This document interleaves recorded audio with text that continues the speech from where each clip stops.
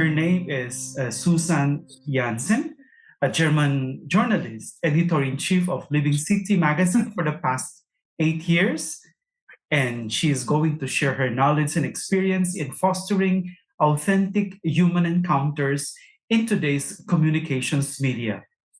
So, good day and have a nice moment with New City, Philippines. I would like to address to you the first question. Sure. Can you explain to us how the culture of encounter is related to communications media? Well, yeah, thank you. It's a very good question. I think there are different opinions. Some wonder if the current forms of media facilitates a culture of encounter or if they actually create obstacles. Just consider the hateful comments on Facebook or when teens are bashed for their looks on Instagram or TikTok. The influence is significant and too often along a negative vein. And do we even know who is behind these posts? Social media's business model is geared towards drawing attention and stimulating conflict. Websites and applications like Facebook, Twitter, YouTube, and Instagram, and even LinkedIn use similar strategies to make a profit. They told the simple saying, the user is the product, and use these platforms to sell our attention to the real clients, the advertisers. So the more time users spend on the app, the more ads they will see, allowing advertisers to generate revenue, thereby increasing the platform's profits. Anger, conflict, and divisions increase the number of posts, increase the attention, and therefore increase the revenue. Division brings more money. But then, from time to time, there are also touching stories that show courage, kindness, and love that go viral and inspire others.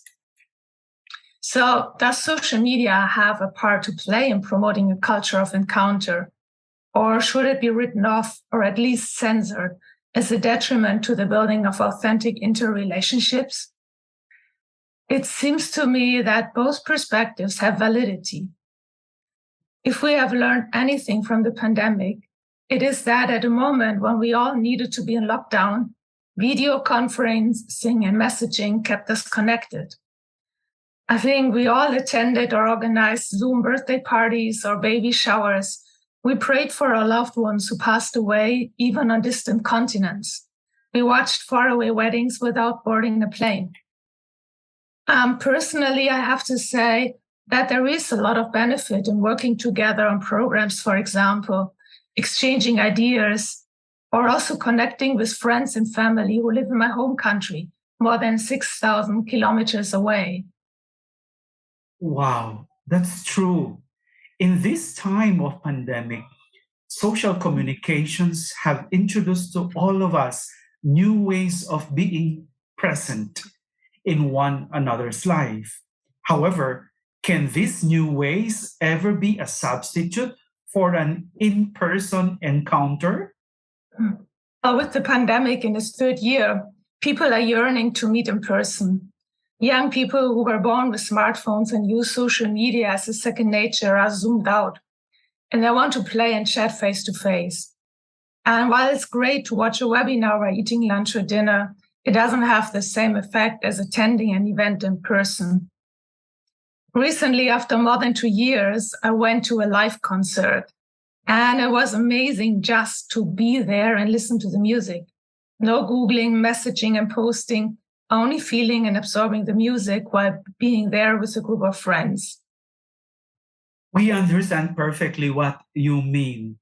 Most of us desire to finally experience being physically present in many important events of our life to foster authentic and deeper bonds with people who are part of our journey. Can you enlighten us further on the culture of encounter? How can this be part of our style of living? Pope Francis used this term in his encyclical Fratelli Tutti, our brothers and sisters. So creating a culture of encounter begins with realizing that we are all on the same boat. To see all creatures as our sisters and brothers is to value the interconnectedness of our universe. In a world dominated by seemingly unstoppable technocratic imperatives, Pope Francis looks not to frantic human effort, but trusts in the healing and reconciling mercy of God. In an interview, he explained, "For me, this word is very important. Encounter with others. Why? Because faith is an encounter with Jesus, and we must do what Jesus does, encounter others." So Pope Francis put these encounters in the context of our divisions and care for creation and for each other, no matter how different we are, because we are all sinners who need God's forgiveness.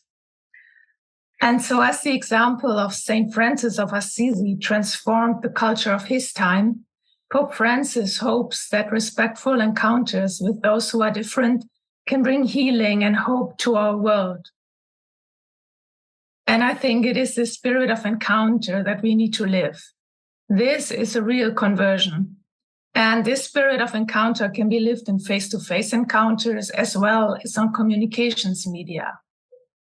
To give us a clear idea of what it means to create a meaningful encounter with others, can you tell us some concrete experiences on this? Sure. Allow me to share with you two experiences from my work, one online and one face-to-face. In our magazine, we try to feature hot topics like racism, immigration, or abortion, all pro-life issues and therefore important.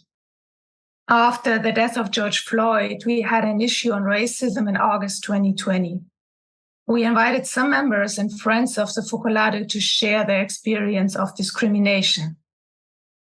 After the magazine was delivered, we got mostly very positive comments. However, after a while, some of our readers also shared their dismay with the content of the magazine. They felt it was slanted, accusatory, and not consonant with their beliefs. Instead of bringing unity, it seemed that our articles were divisive, even among people who clearly wanted to live for a united world too. So, of course, reading those emails challenged us, and we carefully re-examined our work. While there's always a way to be more balanced and cover all different aspects, we felt that some points that were raised were merely misunderstandings. However, we didn't want to defend ourselves. So an idea came to my mind. Why don't we practice what we preach, meaning try to dialogue? We invited these readers for a Zoom meeting to better understand each other's point of view. We started really with a premise to respect and welcome each other, no matter what opinion someone would express. And we really took time for each of us to introduce ourselves. And then we as Living City staff just listened. And I understood some concerns, and we did not defend ourselves, but try to explain why we choose the authors and some photo illustrations. In the end, it was a beautiful moment of dialogue on Zoom, expressing different opinions without judging, and I learned a lot. It really didn't matter that we were hundreds of kilometers apart. In this moment, video conferencing was enabling a real encounter.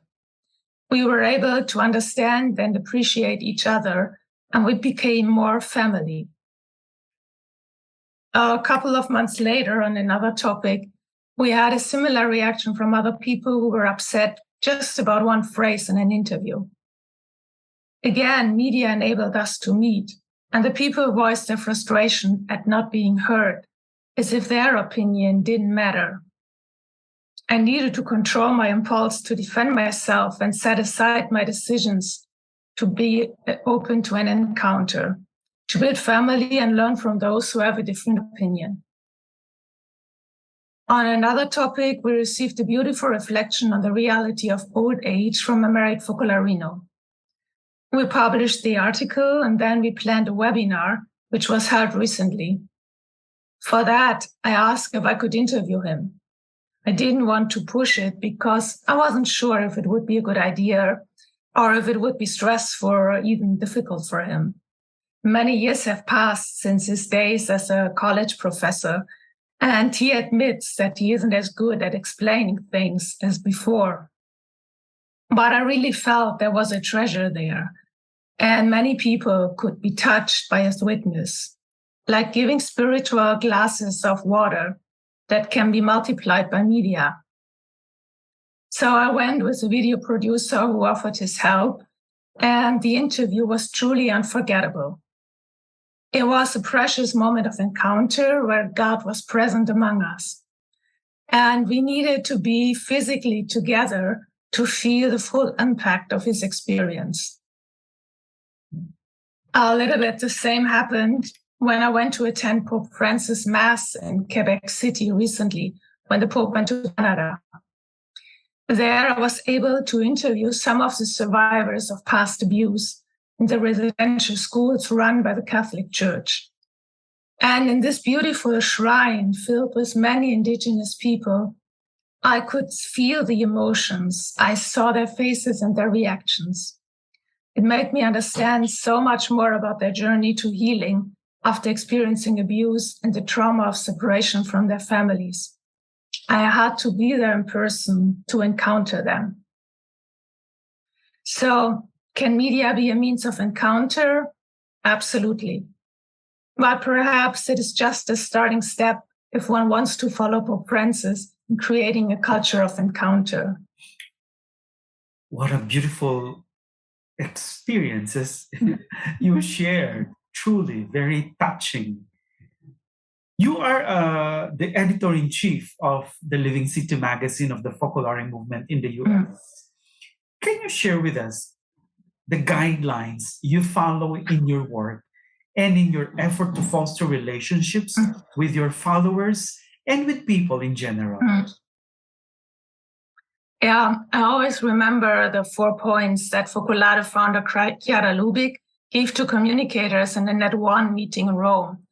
There was a meeting of communicators and journalists, and I was present there. So these 4 points are essential to living a culture of encounter in media. The first point is communication is essential. Our effort to live the gospel in everyday life has always been indissolubly united with communicating it. What is not communicated is lost. And today we can say what is not communicated through media runs the risk of getting lost.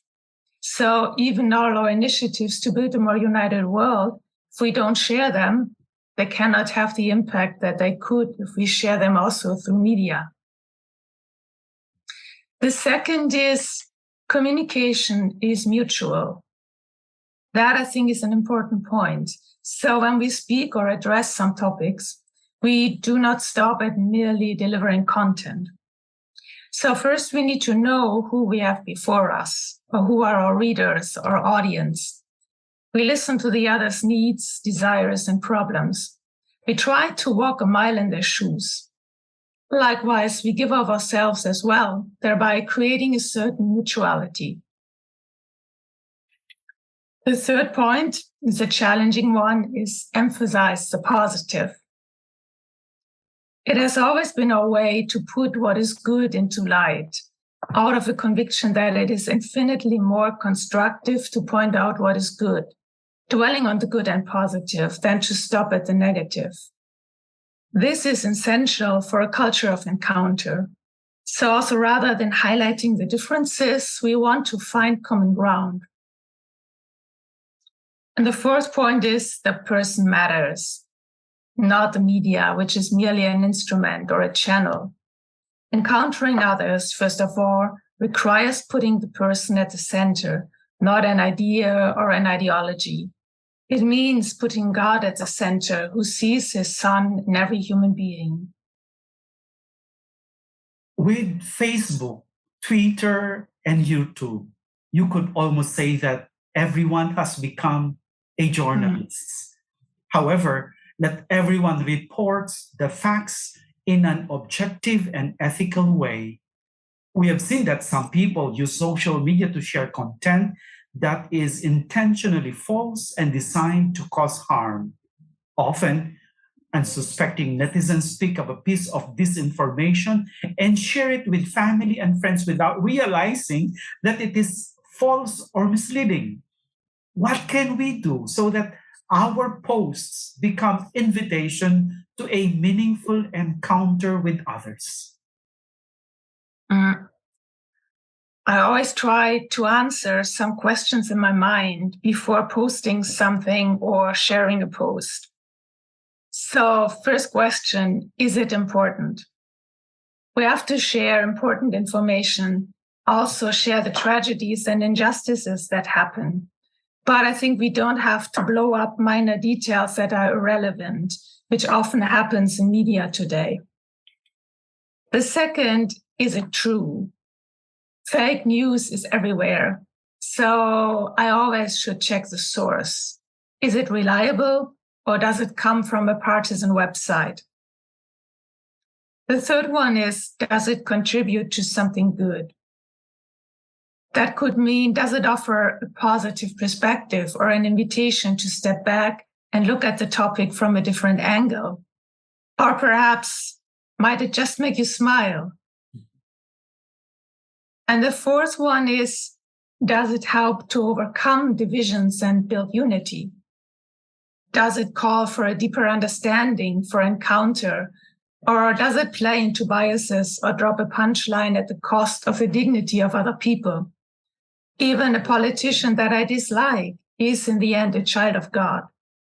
So I think with these criteria in mind, we can together create a culture of encounter. Wow.